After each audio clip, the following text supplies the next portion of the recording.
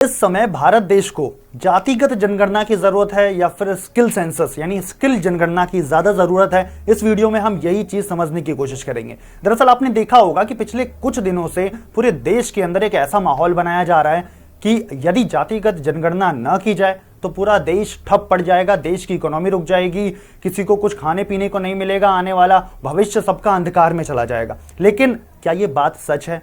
देश की जो विपक्षी पार्टियां हैं वो बहुत ज्यादा इसको लेकर जोर डाल रही है। राहुल गांधी से लेकर अखिलेश यादव, सबका यही कहना है कि कास्ट सेंसस, जातिगत जनगणना इस देश में होनी चाहिए और सबको पता लगना चाहिए कि आखिर किस जाति के कितने लोग देश के अंदर रहते हैं। वहीं जो सत्ता पक्ष के लोग हैं वो ये कह रहे हैं कि इससे हिंदुओं को बांटने की कोशिश की जा रही है। लेकिन इन सब से देश के युवाओं को क्या मतलब? क्या देश के युवाओं को इन सब से कोई फायदा मिलने वाला है? इसका सीधा दो टूक में जवाब यह है कि नहीं, इससे देश के युवाओं को कोई भी फायदा नहीं होने वाला। देश को अगर कोई फायदा होगा, युवाओं को अगर कोई फायदा होगा तो वो स्किल सेंसस से होगा, स्किल जनगणना से होगा। और इसी चीज को तर्ज पे रखते हुए, ताक पे रखते हुए टीडीपी, जो कि आंध्र प्रदेश के चंद्रबाबू नायडू जी की पार्टी है, उन्होंने एक नया आइडिया लॉन्च किया है जो कि है स्किल सेंसस। यानी कि आंध्र प्रदेश में आने वाले 9 महीनों के अंदर ट्रायल बेसिस पे स्किल सेंसस चला जाएगा, जिसमें ये देखा जाएगा, ये परखा जाएगा कि आंध्र प्रदेश के 3.5 करोड़ युवाओं में से, नौकरी पेशा लोगों में से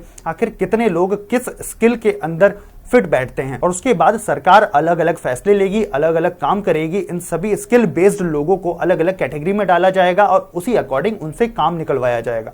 अगर हम बात करें तो आज के समय में अगर कोई भी छात्र ग्रेजुएशन करता है तो उसके लिए सबसे मुश्किल चीज क्या होती है? ऑब्वियसली एक नौकरी ढूंढना, एक ऐसी नौकरी ढूंढना जिससे कि वो अपनी जिंदगी में आगे बढ़ सके, खुद को सहूलियत महसूस करा सके। आज के समय में अगर कोई लड़का शादी करने के लिए भी जाता है तो उससे जाति पूछने से पहले यह पूछा जाता है कि आखिर तुम करते क्या हो, तुम्हारा काम क्या है, तुम्हारी स्किल्स क्या क्या है। लेकिन आज के समय में पहले जातिगत जनगणना स्किल सेंसस के ऊपर ला करके ये दिखाने की कोशिश की जा रही है कि देश में बाकी सब मुद्दे है ही नहीं।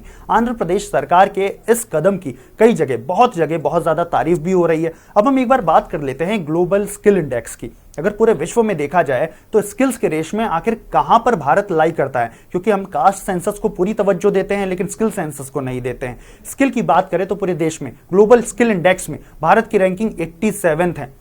यहां तक कि पाकिस्तान की रैंकिंग भी हमसे ऊपर है, पाकिस्तान भी हमसे बेहतर है स्किल्स के मामले में, बांग्लादेश की भी रैंकिंग। लेकिन कुल मिलाकर भारत जो है इन सभी देशों से पीछे है। स्किल के ऊपर भारत को काम करनी चाहिए लेकिन हम कास्ट सेंसस के पीछे आज भी पड़े हुए हैं। अगर बात करें टैलेंट इंडेक्स की कि भारत के युवाओं में, भारत को युवाओं का देश कहा जाता है ना, सबसे ज्यादा युवा भारत के अंदर है। टैलेंट इंडेक्स में भारत की जो संख्या है 103 है। यानी कि इस समय भारत को बहुत ज्यादा काम करना है अपने युवाओं को सुधारने में, अपने युवाओं को टैलेंट देने में, अपने युवाओं को स्किल बेस्ड प्रोग्राम्स में एनरोल कराने में।